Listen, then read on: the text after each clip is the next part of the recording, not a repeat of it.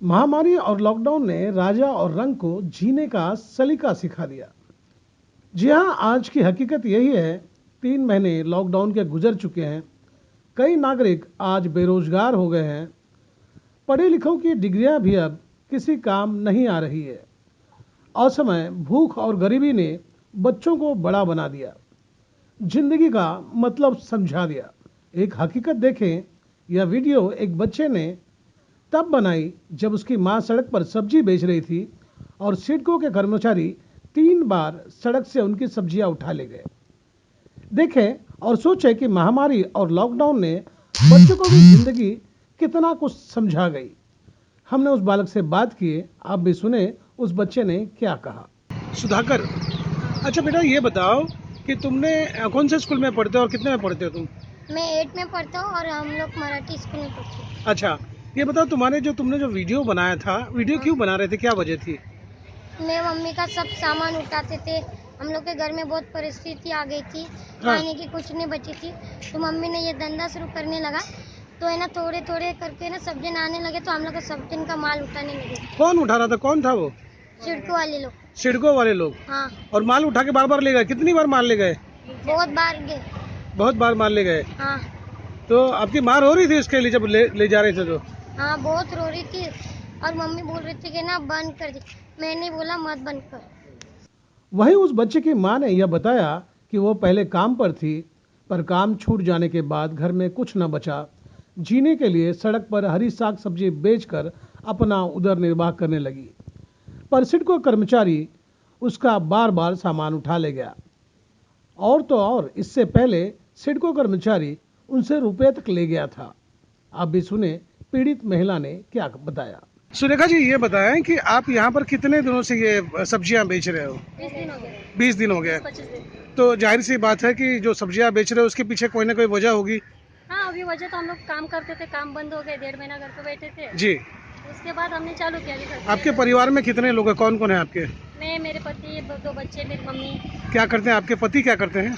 वो तो ऐसे रहते हैं अभी, उनका भी काम बंद है तो वो भी करते उनका भी काम बंद है और मजबूरी बस आपको ये कारोबार करना पड़ा हुआ है। किस तरह की दिक्कतों का सामना करना पड़ रहा है? कौन है जो आपकी सब्जियां उठाकर ले जा रहा है, ये बताएं। हैं। ये सिडको वाले म्यूनसिपालिटी वाले आते हैं। सिडको वाले उठाकर ले जाता है, क्या बोलते हैं वो? वो पूरा सामान ही लेकर जाते हैं। परसों तो मेरा 7,000 का सामान लेकर तो आपने बोला नहीं कि तुम कैसे उठा सकते हो, हम लोग जिएंगे कैसे?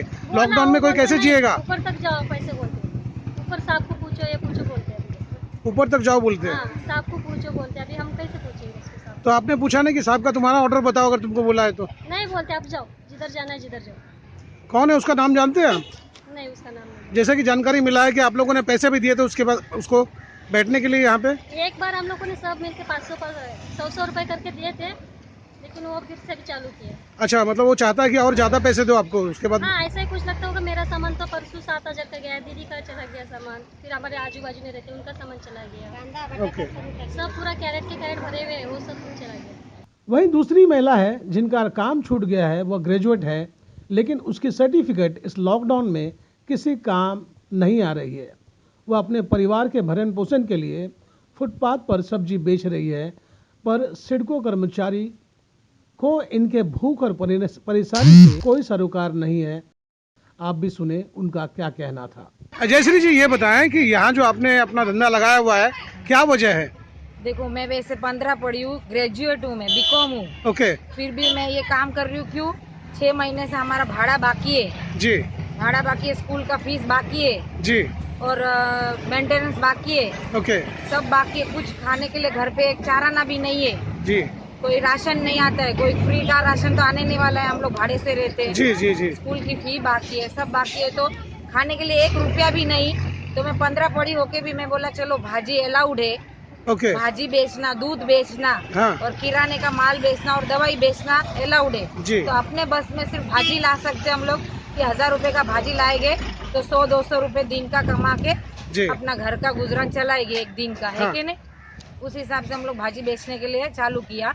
हाँ। और जैसे ही चालू किया है तब से ये जो सिडको है कि म्यूनसिपालिटी है, उनका काम है पता नहीं क्या है। हाँ। लेकिन हमारा रोज जितने का माल लेते पूरे का पूरा झोले के साथ उठा के लेके चले जाते, पूरे के पूरा हर 2 दिन में भाजी उठा के लेके चले जाते। यानी तो आप इसका विरोध नहीं करते कि इस तरह से तुम क्यों कर रहे हो? इतनी छोटी मेरी लड़की उनके हाथ पैर जोड़ रही है कि मत लो अंकल, मत लो प्लीज। मेरी लड़की अभी 7वीं में पढ़ रही है, इंग्लिश मीडियम में पढ़ रही है। ओके। वो उनके हाथ पैर जोड़ रही है कि हमारी भाजी मत उठाओ। हम लोग इधर रोड पे कैसे आ गए? कोरोना बीमारी के चलते इधर रोड पे पहुंच गए। बिल्कुल। और मेरा आदमी तो बेचारा अनपढ़ है, उसको पहले से उसको यही काम कर सकता है, छोटा मोटा ही काम कर सकता है, तो उसकी भी नौकरी छूट गई है। हाँ। सब काम धंधा छूट गया करके वो भाजी बेच रहे, तो वो भी वो बेचने नहीं देते। ऊपर से सिर्फ हमारा ही माल उठाते, बार बार हमारा ही उठाते। भाजी तो सब जगह बिक रही है, उनका तो नहीं उठाते, हाँ। हमारा ही उठाते। ओके। जैसे हम लोग वैसे भी साइड में, हमारा बीच में भी नहीं आता है किधर जी। कोई। हम लोग भी सोशल डिस्टेंस का बराबर ध्यान रखते, मास्क पूरा टाइम लगा के रखते, हाँ। पूरा टाइम हम लोग सैनिटाइजर करते अपने हाथ पैर पूरा दिन। लेकिन उसके बावजूद भी सिडको के उसके जो है, बावजूद भी हमको इतना आपने भी पहले पैसा दिया था सिडको को, वो जो लोग आए थे सबने दिया था। इधर जो 2-3 जन बैठे हैं ना, सब लोगों ने पैसा दिया था। 100 रुपए दिया था। वो हमने अपनी राजी खुशी से दिया था कि हमको परेशान मत करो, तो ओके। उन्होंने 8 दिन समझो। फिर लेकिन वो बोल रहे अभी मैं छुट्टी पे था, तो दूसरे जन उठा के लेके गए। हम किसी का नाम नहीं जानते, ना किसी का चेहरा पहचानते। वो गर्दी में आते, बहुत शुक्रिया। झुंड में आते और ऐसे उठा के 2 मिनट में तो कल्याण हो जाते हैं। 2 मिनट में पूरा माल लेके चले जाते हैं। जी, धन्यवाद।